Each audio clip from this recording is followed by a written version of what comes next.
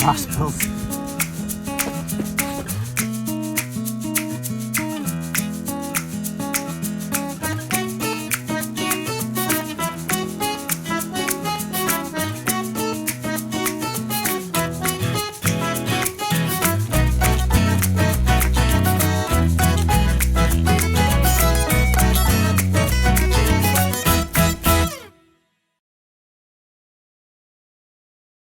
Good morning.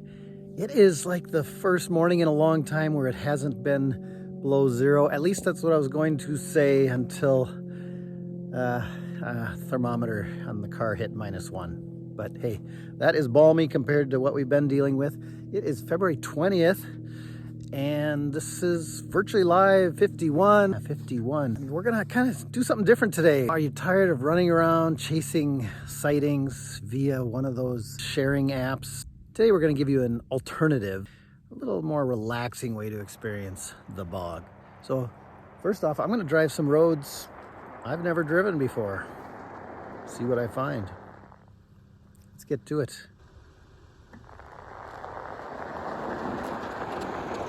Well, I've never been down this road for sure. It's dead end. I got white-winged crossbills. Let's see if I can get them to come in.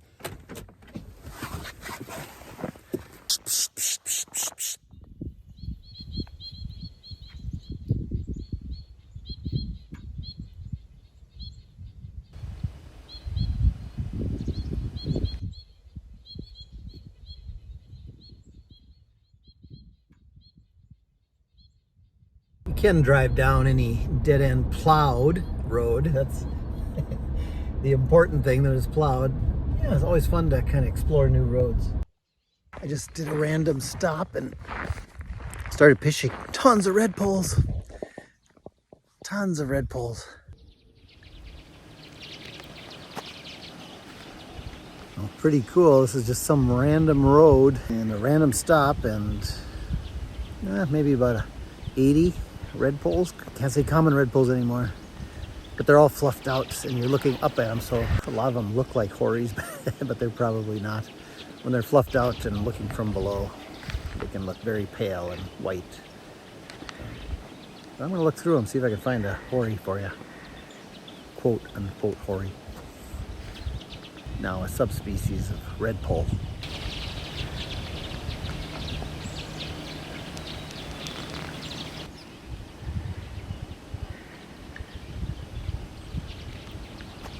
Red poles usually erupt into our area every 2 to 3 years, depending on the birch seeds and alder seeds farther north.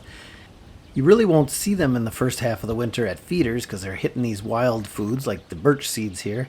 But then later in the winter, they'll start coming to feeders, and this time of year, late February, early March, their numbers just start building into these big flocks, and some might linger even into April.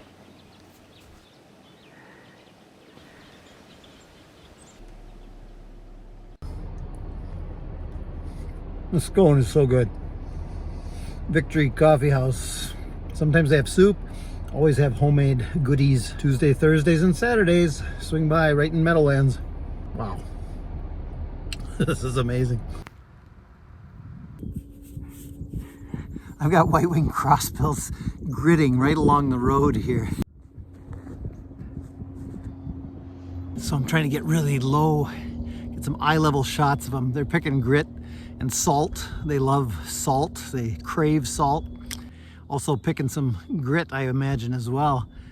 But there's a mixed flock, males and females, and I think there's a first-year male in there too. So not up in the spruces like usual, but pretty cool. Plus a snowplow driver stopped. I thought he was going to yell at me for stopping on the road. But he was super nice. He said there was a timber wolf right in this area this morning. And it just kind of stayed out in the open for a while. So he said, keep your eyes open. Really nice. St. Louis County, the snowplow drivers, the county guys have all been super tolerant of birders and sometimes our bad parking behavior. So thanks to them for keeping these roads clear and giving us access. Oh, they're getting closer. Oh my gosh. They're like 20 feet away now.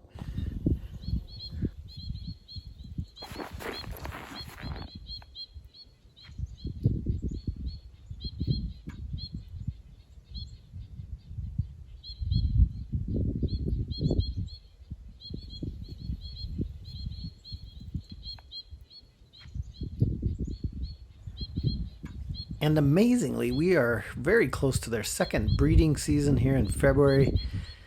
Should hear them singing their true song shortly.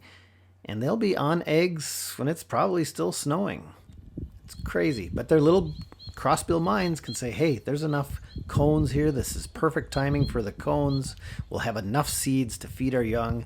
And they do feed their young seeds. They regurgitate seeds. One of the few birds that feeds their young plant material and not protein.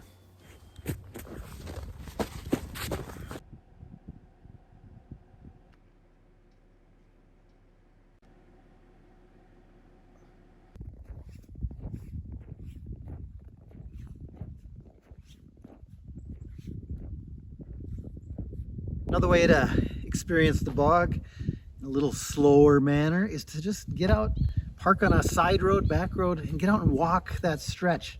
Maybe do a little fishing. White-winged crossbills, red-breasted nuthatch, chickadees. Just slowing the pace down. Even if there's nothing, it's a nice break.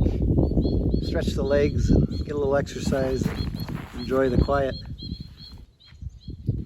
The white-winged crossbills are working on the tamarack cones. They have a smaller bill than the red crossbills, which concentrate on white pine and red pine cones, the big cones. These guys have a little bill, and they work on these tamarack and black spruce cones, which are little. Pretty cool. Wolf tracks.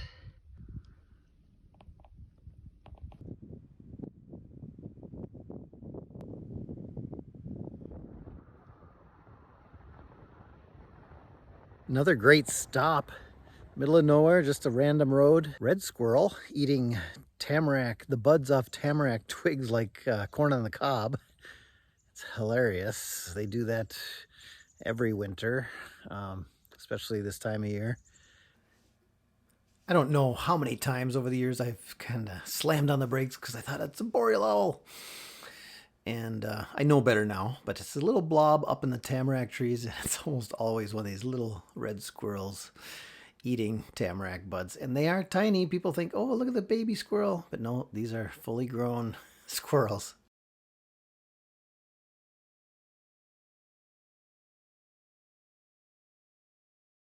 Oh, and I forgot to say, I forgot to do it. I take my lens cap, I mean, of course I take my lens cap. I don't even use a lens cap. My lens hood off when I'm driving around, getting in a warm car, getting out into the cold, because air can get trapped in that big old lens hood and then make your pictures less than sharp. So yeah, I'm not too worried about scratches or anything. So I just take that off, and when I get out, there's less haze. You're shooting through less heat haze from air trapped in your lens hood.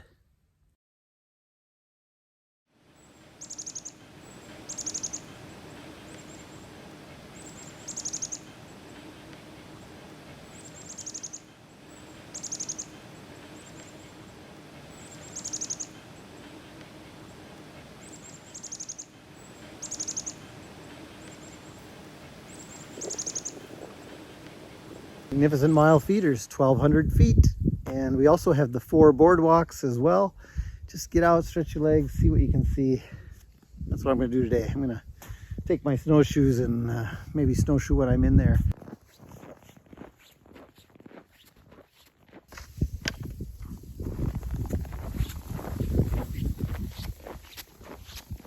Snow is very deep. Knee deep. You wouldn't get far without snowshoes. Well, wonderfully quiet here at the Magnificent Mile feeders. These are brand new, so we're gonna put a bench here with so you can just sit and relax and watch them, and more feeders. And yeah, we'll have our act together a little better next year for these feeders. But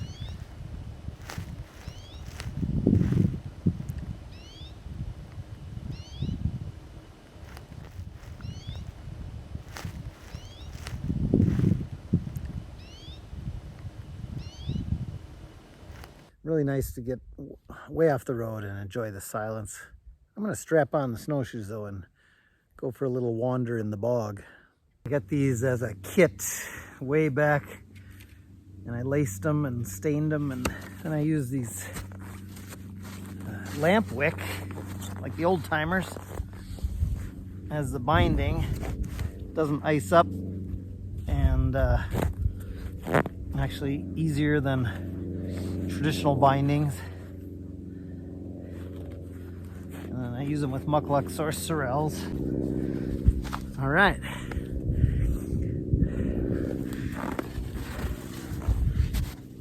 Let's go see what we can find.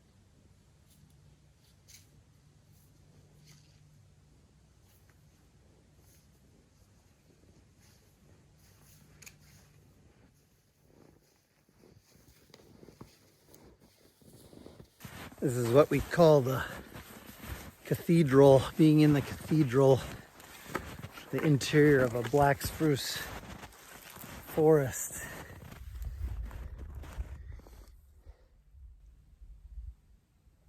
Just quiet, kind of open underneath. And yet you have this kind of ceiling, this canopy of black spruce. Really, really nice. And this is the home of blackback woodpeckers, boreal chickadees, in the summer yellow-bellied flycatchers, pine marten in here. I see some old marten tracks from a few days ago before the last snow. Oh, really, really cool.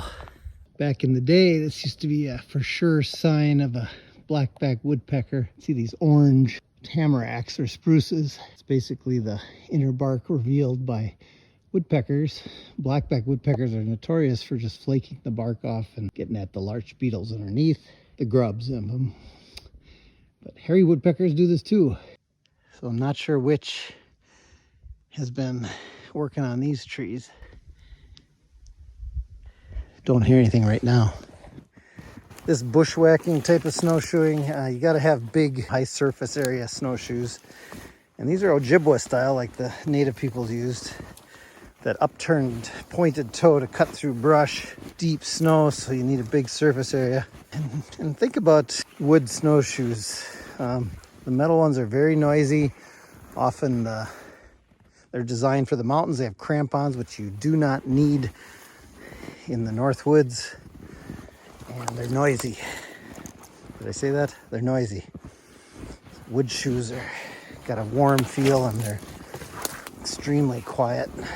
And here's a really cool thing. The Welcome Center has 4 or 5 pairs that you can borrow and take out and try snowshoeing. They're wood snowshoes. And yeah, give it a shot. You can just bring them back before the Welcome Center closes or the next day. So talk to the naturalist there about that. It's a lot of fun. Well, maybe I didn't see too many birds, but great walk, beautiful day. Just stunning, just glorious. This is just another way to relax and enjoy the bog at a slower pace.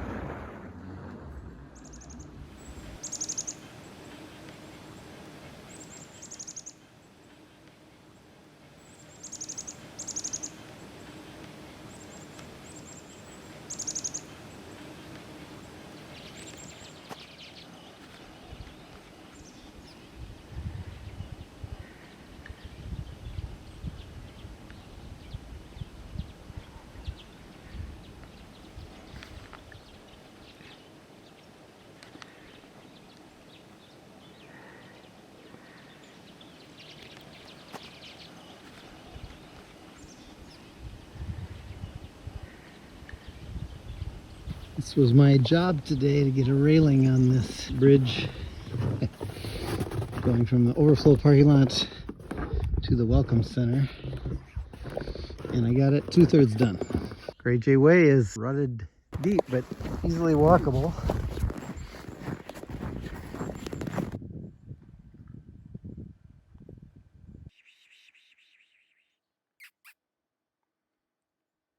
A boreal owl was seen just off Grey Jay Way this afternoon. I think Must have flown right after or before I got here. But this is another fantastic option for a nice trail to walk right at the Welcome Center. You can go make a loop via the boardwalk, the Taiga boardwalk, with the John C. Gale loop and the Becky Listig loop. Nice quiet walk. And at the end there's a platform and a bench and more feeders. It's a half-mile one way to the end of the Great J Way. This was the spot where the boreal owl was. Open, kind of taiga-like black spruce bog. Oh, the snow is up to the level of the boardwalk and a little higher in spots. Just a little update since I filmed this. We've had temperatures in the 40s. It's gotten a little sloppy out there. And we close for the season on March 9th. The Welcome Center will be closed. Of course, the outhouses, trails, boardwalks will be open. But note that the roads get really bad and the birds, the winter finches and the owls start heading north and getting busy with breeding season. The birds go by the daylight length, not the amount of snow on the ground or the cold temps. But we will have a full slate of field trips in May, June, July. So check it out on our website. Well, that's it from the Sax-Zim Bog. Superstar bird of the day for me was those very trusting white-winged crossbills along the road, laid down, and they came within about 15 feet of me, 20 feet. That was a blast. It would have been the boreal owl that was right along Grey Jay Way behind the Welcome Center, but I missed it. Until next time, keep your feet in those snowshoes. Get out snowshoeing. Winter's going to be over before we know it. And keep your eyes looking for more owls. They're going to be gone soon. They're going to probably be heading back north here in the next few weeks, at least the boreal owls. Lots of ways to enjoy the bog, and this was maybe a more slow enjoyment of the bog, getting out and doing the boardwalks, walking some roads you've never been on, driving some roads you've never been on, and maybe put on some snowshoes and going snowshoeing. So don't always have to chase after sightings. Okay, until next time, take care.